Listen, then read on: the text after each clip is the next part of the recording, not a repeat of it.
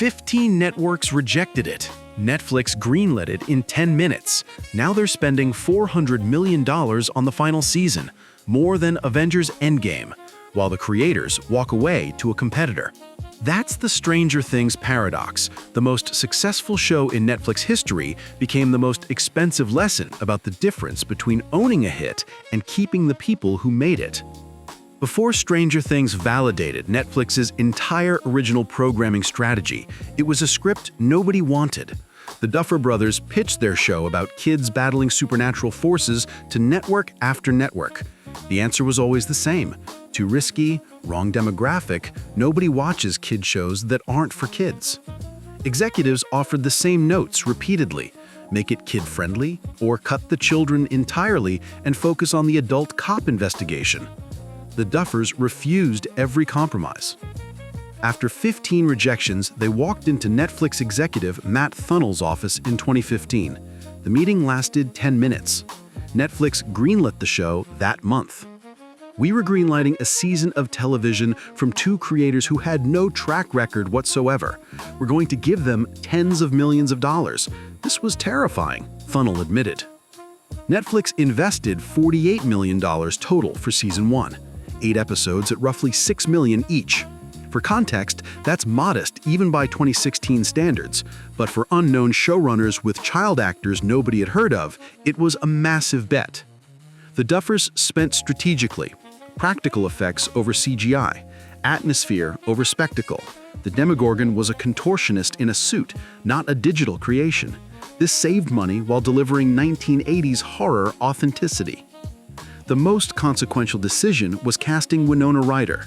A 1990s icon who'd largely disappeared from Hollywood, Ryder brought star power and credibility. More importantly, she unlocked new storytelling possibilities. "Joyce wasn't particularly compelling until we cast Winona," Matt Duffer admitted. "Her talent led us to transform her into a character reminiscent of Richard Dreyfuss in Close Encounters, which inspired the entire Christmas light concept." Stranger Things premiered July 15, 2016. Within 35 days, it had averaged 14 million viewers aged 18 to 49, making it Netflix's third most watched original. By October, Netflix added 3.57 million subscribers globally, beating expectations after a disappointing Q2. Analysts directly credited Stranger Things. The stock soared 19%. The show that cost $48 million for season 1 now commands $400 to $480 million for season 5. That's $50 to $60 million per episode, more expensive than Avengers Endgame's entire $356 million production budget. The cast renegotiated everything. Winona Ryder and David Harbour each secured $9.5 million for the season, a 200% increase from season 3. The younger ensemble, Finn Wolfhard, Noah Schnapp, Caleb McLaughlin, Gaten Matarazzo, Sadie Sink, each locked in over $7 million. They started at $25,000 per episode. Total cast salary bill?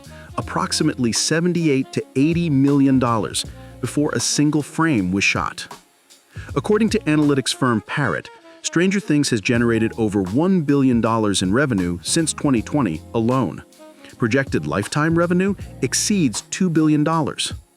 Season 4 shattered every record: 286.7 million hours viewed in its first week.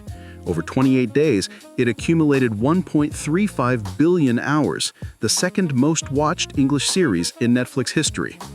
In 2022, Stranger Things logged 52 billion minutes viewed in the US, more than The Office at its peak. The cultural impact extended beyond viewership. When Season 4 featured Kate Bush's 1985 song Running Up That Hill, the track hit #1 globally 37 years after its release. The gap between Bush's two UK #1 singles, 44 years, became the longest in chart history. Netflix pursued aggressive merchandising for Season 5, aiming for Barbie-level cultural saturation. Partnerships include Nike, Pandora, Squishmallow, Dungeons & Dragons.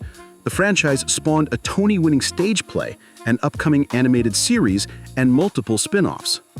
The show earned 57 Emmy nominations and 12 wins. It became Netflix's proof of concept that original programming could compete with Hollywood studios. But here's where the story turns strange. The Duffer Brothers are leaving Netflix after season 5. Their exclusive deal ends April 2026. They've signed with Paramount, taking their next projects to a competitor. They'll remain involved in Stranger Things spin-offs, but Netflix just spent nearly $500 million to close out a franchise whose creators are walking away.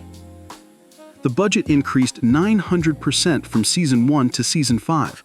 Netflix poured resources into making Stranger Things the most expensive TV season ever produced, and the Duffers responded by signing with someone else. This is the paradox Netflix never solved. They learned how to create hits, but not how to keep the people who create them. Stranger Things validated Netflix's entire original programming strategy. It proved the platform could birth franchises, compete with studios, build cultural phenomena from nothing. Every subsequent Netflix success, Squid Game, Wednesday, The Crown, exists because Stranger Things showed it was possible. But Netflix's model was always transactional. They paid for content, measured success in subscriber growth, and treated creators as contractors rather than partners. The Duffers got rich, they got creative freedom, they got their vision realized. What they didn't get was ownership.